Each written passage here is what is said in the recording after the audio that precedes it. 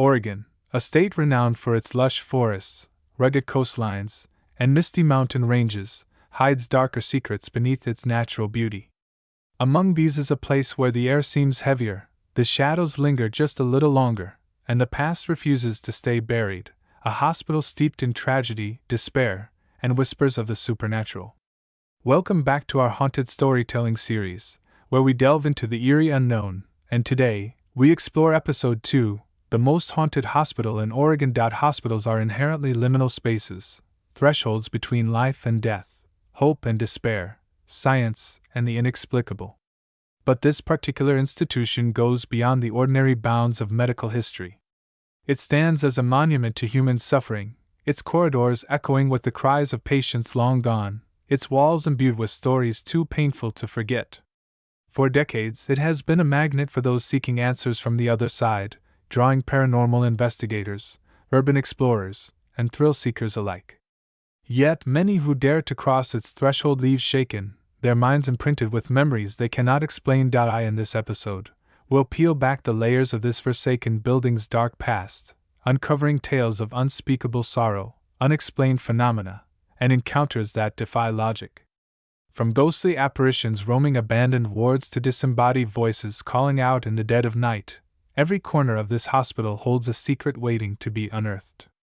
We'll hear first-hand accounts from former staff members who witnessed things they can't rationalize, delve into chilling historical records that paint a grim picture of its operations, and examine evidence collected by paranormal teams brave enough to spend nights within its decaying halls. As you settle in for this journey, prepare yourself for an exploration of both the seen and the unseen.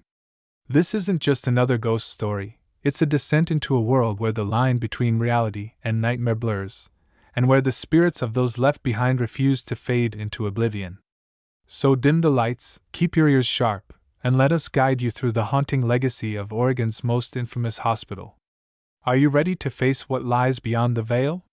The Shadowed Origins. A hospital built on suffering before it became a haven for the restless dead, this hospital was conceived as a beacon of healing, a place where modern medicine could triumph over illness and injury. Established in the late 19th century during a time when tuberculosis and influenza ravaged communities across America, the facility opened its doors with great fanfare. Nestled on the outskirts of a small Oregon town surrounded by dense pine forests, it promised fresh air, sunlight therapy, and cutting-edge treatments for those afflicted with respiratory diseases. At first glance, it seemed idyllic, sprawling lawns dotted with flower gardens, grand brick buildings crowned with gabled roofs, and large windows designed to let in natural light. Yet beneath its polished exterior lay seeds of darkness that would eventually grow unchecked. The hospital's early years were marked by overcrowding and understaffing, conditions exacerbated by the influx of patients during wartime epidemics. Records show that beds were often shared between 2 or more individuals, while makeshift tents served as overflow wards during peak seasons. Medical practices at the time leaned heavily on experimental procedures, some bordering on barbaric.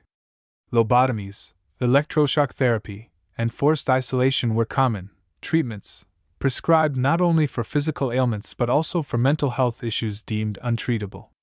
Patients suffering from depression, anxiety, or post-traumatic stress disorder were frequently misdiagnosed and subjected to harrowing interventions that left them physically scarred and emotionally shattered. It wasn't long before rumors began circulating about unethical experiments conducted under the guise of medical research.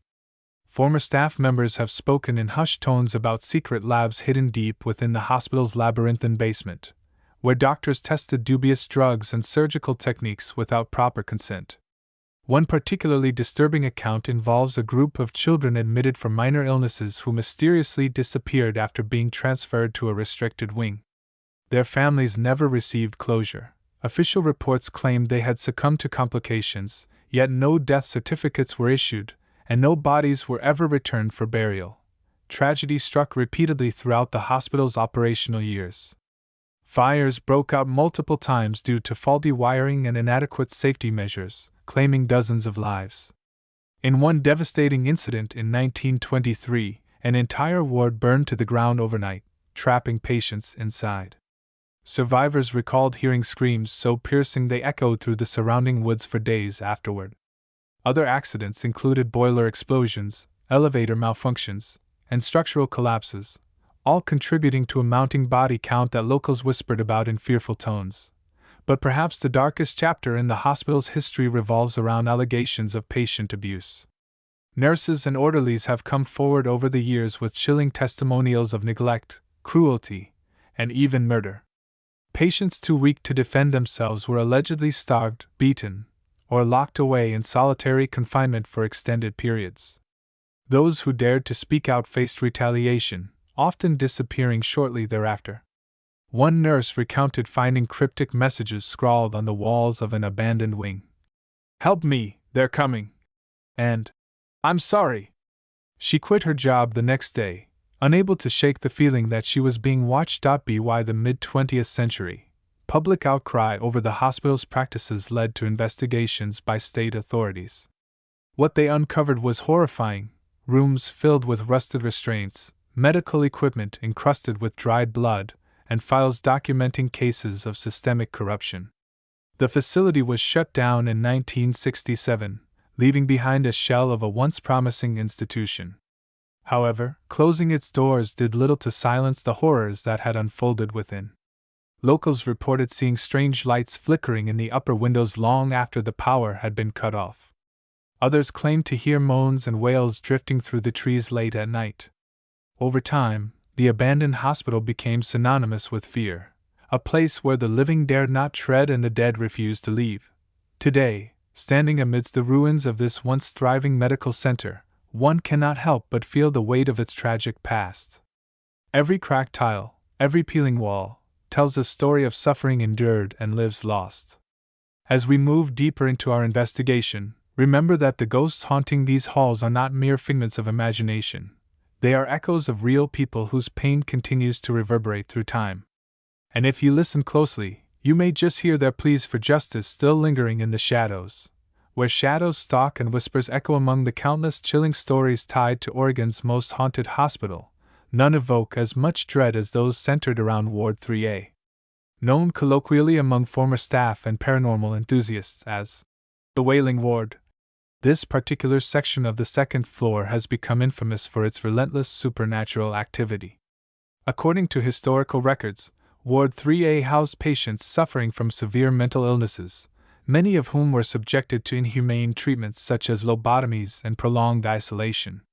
It is here that some of the hospital's darkest deeds were carried out, and where the spirits of its victims remain trapped, forever reliving their torment. One of the most harrowing accounts comes from Sarah Thompson, a retired nurse who worked at the hospital in the 1950s. In a trembling voice, she recounts how she was assigned to assist Dr. Harold Langston, a controversial figure known for his aggressive approach to treating psychiatric disorders. On her first night shift in Ward 3A, Sarah noticed something odd about room 312, a cramped, windowless space used to confine unruly patients. As she passed by, she heard faint sobbing emanating from behind the door. Assuming it was one of the patients, she entered cautiously, only to find the room empty. The crying continued, growing louder and more desperate, until it seemed to surround her. Panicked, Sarah fled the ward, refusing to return despite threats of disciplinary action. Sarah's experience is far from unique. Decades later, paranormal investigators armed with EVP, electronic voice phenomenon, recorders captured chilling audio evidence within the same room. Among the static-filled recordings are distinct phrases like, "Let me go," and "Why won't they stop?" delivered in anguished tones. One investigator described feeling an overwhelming sense of claustrophobia while standing near the bed frame, as though invisible hands were pressing down on him. Another team member reported seeing shadowy figures darting across the corners of her vision, always just out of reach. The spectral presence in Ward 3A isn't limited to auditory phenomena or fleeting glimpses. Visitors have described encountering full-bodied apparitions, their translucent forms clad in tattered hospital gowns. One of the most frequently cited entities is believed to be a young woman named Emily Carter, a patient admitted in the 1940s after attempting suicide following the loss of her child. Witnesses claim to see her wandering the corridor outside room 312, her hollow eyes fixed on some unseen point in the distance. Occasionally, she approaches passers-by, extending a trembling hand before vanishing without explanation. Perhaps the most unsettling feature of Ward 3A is the recurring sound of footsteps pacing endlessly along its tiled floors. Staff members working night shifts prior to the hospital's closure swore they could hear heavy boots stomping up and down the hallway, accompanied by the jangle of keys and muffled curses. Attempts to locate the source invariably failed, as the noise seemed to originate from multiple directions simultaneously. Modern-day explorers recount similar experiences, noting that the footsteps grow louder and more frantic the closer one ventures to room 312. Some theorize that these phantom steps belong to security guards tasked with monitoring the ward, doomed to patrol its halls for eternity. Adding to the ward's sinister reputation are the numerous reports of objects moving independently. During one investigation, a flashlight inexplicably rolled off a table and landed directly at the feet of a startled participant. Another group discovered a wheelchair positioned against a closed door moments after leaving it parked several feet away.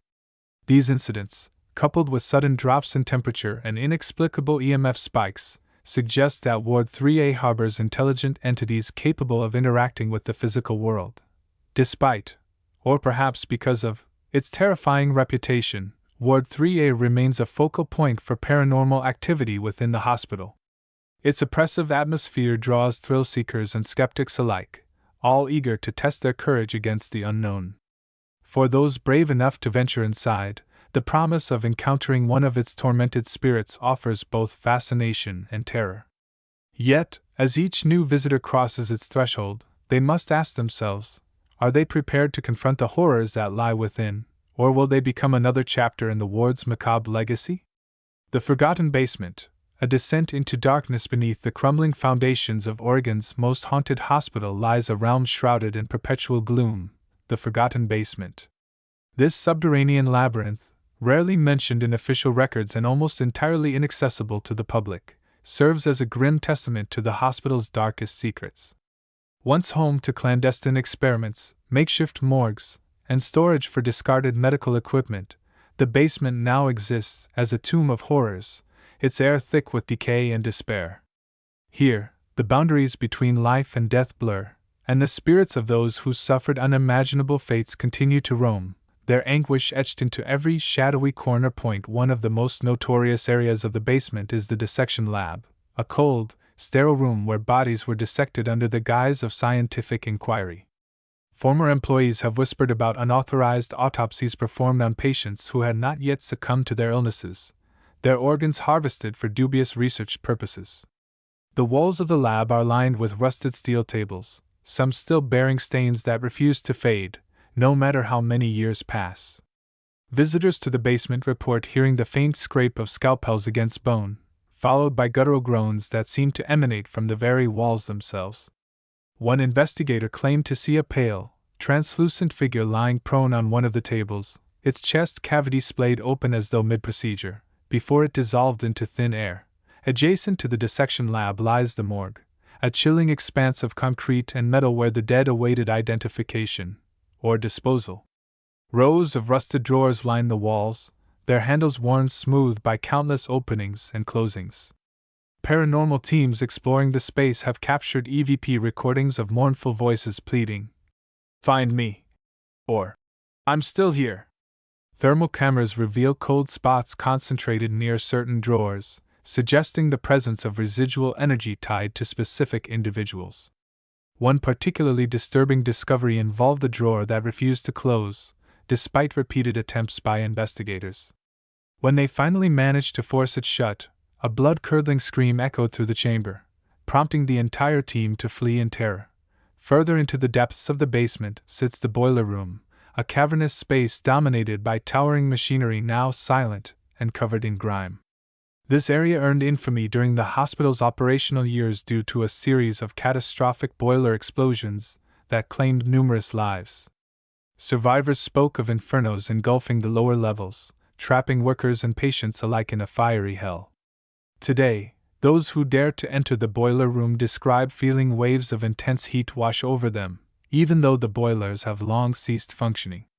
Ghostly figures resembling scorched victims are said to wander aimlessly, their charred faces twisted in eternal agony. Some visitors swear they can smell smoke and hear the crackle of flames, as though the fires rage on in some parallel dimension. Another spine-chilling aspect of the basement is the network of tunnels connecting various sections of the hospital. Originally designed for transporting supplies and bodies discreetly, these narrow passageways have become breeding grounds for paranoia and dread.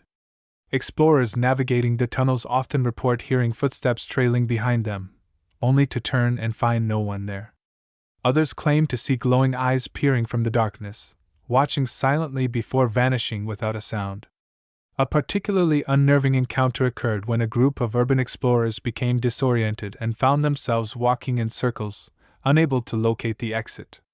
Panic set in as the temperature plummeted, and disembodied whispers urged them to stay with us. The basement also houses remnants of forgotten experiments, including cages and restraint devices that hint at the atrocities committed below ground. One alcove contains a collection of rusted iron chairs bolted to the floor, their armrests fitted with leather straps. Investigators believe these were used to restrain unwilling participants in unethical trials. Voices recorded in this area include fragmented phrases like, "No more tests," and "Please, I can't breathe," delivered in tones of sheer desperation. Some claim to feel invisible hands gripping their wrists or ankles, mimicking the sensation of being bound, while others report seeing shadowy figures strapped into the chairs, writhing in silent protest. Despite, or perhaps because of, its ominous reputation, the basement continues to draw curious souls eager to confront its malevolent energies. Urban explorers, paranormal investigators, and thrill-seekers descend into its bowels, armed with cameras, recording devices, and nerves of steel. Yet few emerge unscathed, their minds imprinted with visions and sensations too vivid to dismiss as mere imagination. As each new adventurer steps into the abyss, they must grapple with the knowledge that what awaits them may be more than they bargained for, a descent into madness, memory, and the unrelenting grip of the past. The surgeon's legacy, Dr. Evelyn Hargrove, and the phantom scalpel. Few names evoke as much dread in the annals of Oregon's most haunted hospital as Dr. Evelyn Hargrove. A brilliant yet deeply troubled physician, Hargrove rose to prominence in the 1930s as a pioneer of experimental surgical techniques.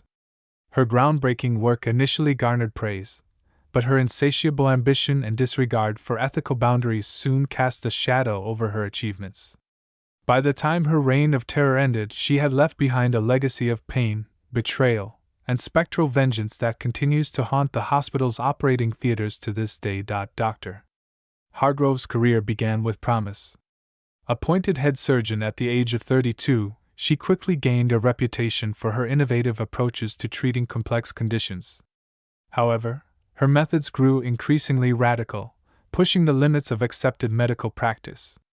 Colleagues whispered about unauthorized procedures performed under the guise of routine surgeries, including organ removals without patient consent and invasive brain operations intended to cure mental illnesses. Rumors swirled that Hargrove kept meticulous journals detailing her experiments, though these documents mysteriously vanished after her death, fueling speculation about the true extent of her transgressions. One of the most chilling aspects of Hargrove's story is her alleged obsession with perfection. Former nurses recall her scrutinizing patients' charts late into the night, muttering cryptic phrases like "fix it" and "make them whole again."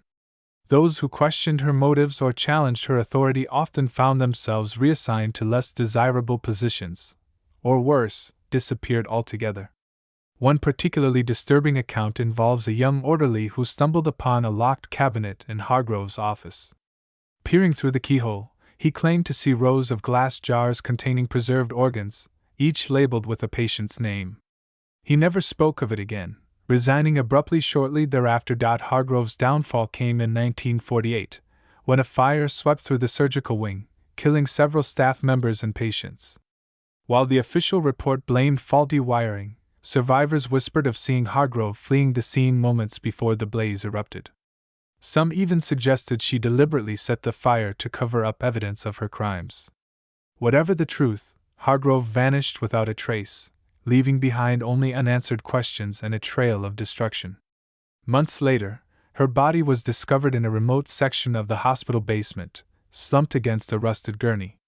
Cause of death was ruled a self-inflicted stab wound to the abdomen, though the scalpel clutched in her hand bore no fingerprints.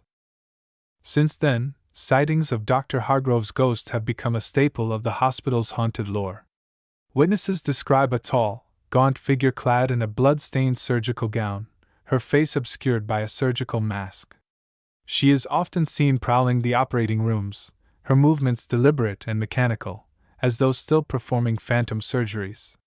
One nurse working a late shift swore she felt icy breath on her neck, followed by the sensation of cold metal grazing her skin. Turning around, she saw Hargrove standing inches away, her eyes gleaming with manic intensity before she vanished into thin air. Paranormal investigators exploring the surgical wing have captured compelling evidence of Hargrove's lingering presence. Thermal imaging cameras reveal significant temperature drops near operating tables, accompanied by inexplicable EMF spikes.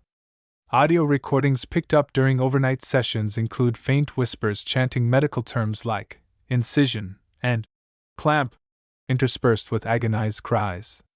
Perhaps the most disturbing discovery came when a team member accidentally activated an old overhead light fixture, illuminating the room just long enough to reveal a transparent figure hovering above the operating table, scalpel poised midair. Modern-day encounters with Hargrove's spirit suggest her obsession with perfection endures beyond the grave.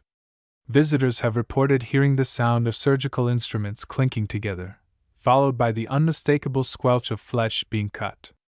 Some claim to see shadowy appendages extending from the ceiling, manipulating invisible tools with surgical precision.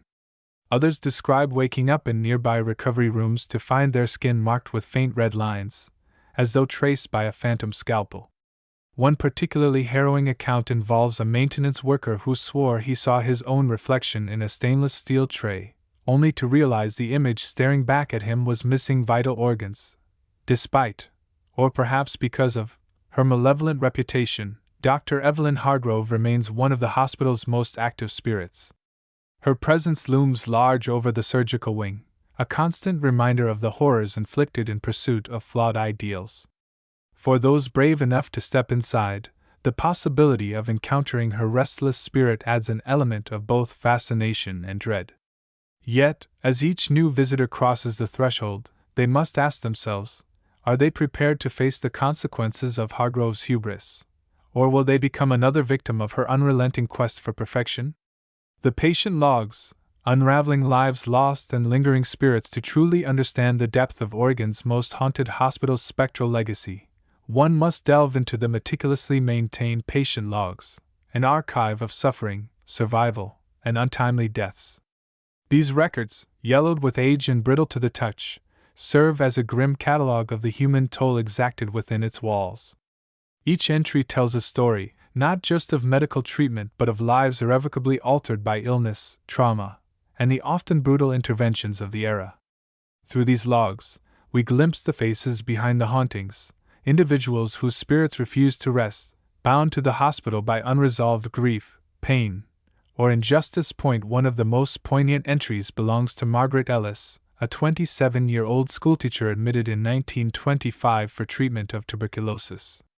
According to her file, Margaret exhibited remarkable resilience during her initial months at the hospital, participating in group activities and maintaining correspondence with family.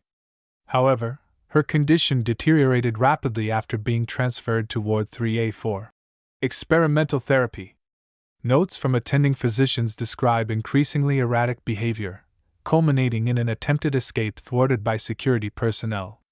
Margaret's final log entry reads simply, "Patient deceased under suspicious circumstances. No cause of death is listed, and no autopsy report exists." Visitors to Ward 3A claim to see a young woman in a faded dress wandering the halls, clutching a stack of letters.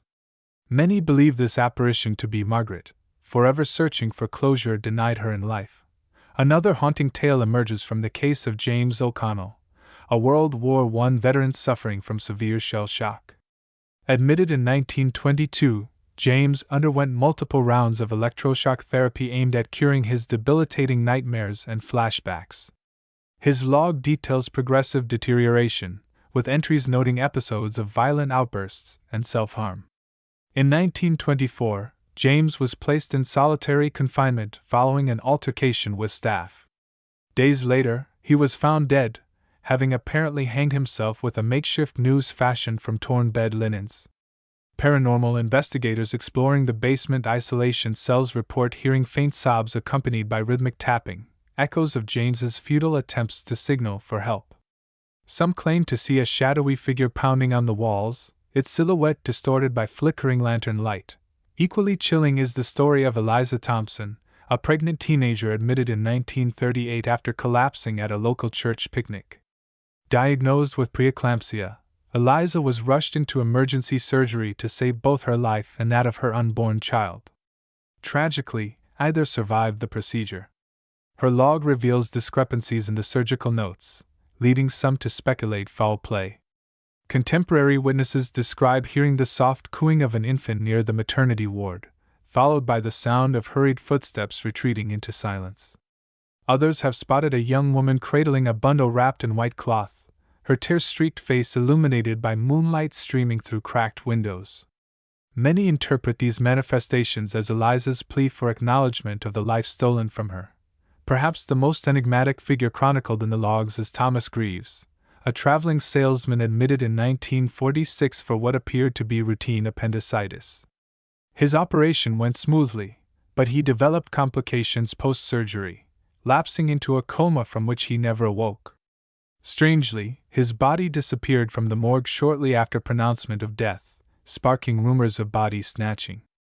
Decades later, maintenance workers restoring the hospital's basement stumbled upon a hidden alcove containing skeletal remains identified as Thomas's. Since then, reports of ghostly encounters have surged, with visitors describing feelings of being watched and sudden drops in temperature. One particularly unnerving account involves a janitor who swore he saw a man in a vintage suit standing motionless in the shadows, his gaze fixed intently on the newly exposed alcove. These stories represent only a fraction of the tragedies documented in the patient logs, each one a thread in the intricate tapestry of the hospital's haunted history. Together, they paint a portrait of suffering endured and lives extinguished prematurely, underscoring the profound impact of institutional negligence and abuse. As we sift through these records, we honor the memories of those lost, giving voice to the voiceless and ensuring their legacies endure. For within the pages of the patient logs lies not just evidence of the supernatural, but a powerful reminder of humanity's capacity for both cruelty and compassion, and the indelible marks left behind by both. As we bring this chilling journey through Oregon's most haunted hospital to a close, one thing becomes abundantly clear: the spirits of the past refuse to be silenced. Each creaking floorboard, each whispered name, and each fleeting shadow serves as a testament to lives lived, lost, and lingering in the spaces we dare to call haunted. These stories are more than mere campfire tales. They are fragments of history, stitched together by human emotion, tragedy, and the relentless passage of time. They remind us that the line between the living and the dead is far thinner than we might believe, and that sometimes, the most terrifying truths lie just beyond the veil. But why stop here? If these accounts have stirred something within you, a spark of curiosity, a shiver of excitement, I urge you to take the next step. Visit one of Oregon's haunted hospitals yourself. Walk the same halls where spirits are said to roam, stand in the rooms where history's echoes reverberate, and let the unknown brush against your senses. Whether you're a skeptic seeking proof or a believer eager to commune with the other side, these forsaken institutions offer an unparalleled opportunity to confront the mysteries that lie just beyond comprehension. There's nothing quite like experiencing the weight of decades-old despair firsthand, feeling the chill of a presence that defies explanation, or hearing the faint strains of voices from another time. And when you return, share your story. Did you feel the icy touch of a ghostly hand? Hear the faint tap of footsteps in an empty corridor? Or perhaps nothing happened at all, but isn't that silence just as intriguing? Your experiences add to the rich tapestry of lore surrounding these haunted hospitals, ensuring their legacies endure for generations to come. Share your findings with fellow enthusiasts, document your journey, and keep the conversation alive. After all, every whisper contributes to the symphony of the supernatural. Until then, keep your lanterns lit and your courage steady. The spirits are waiting.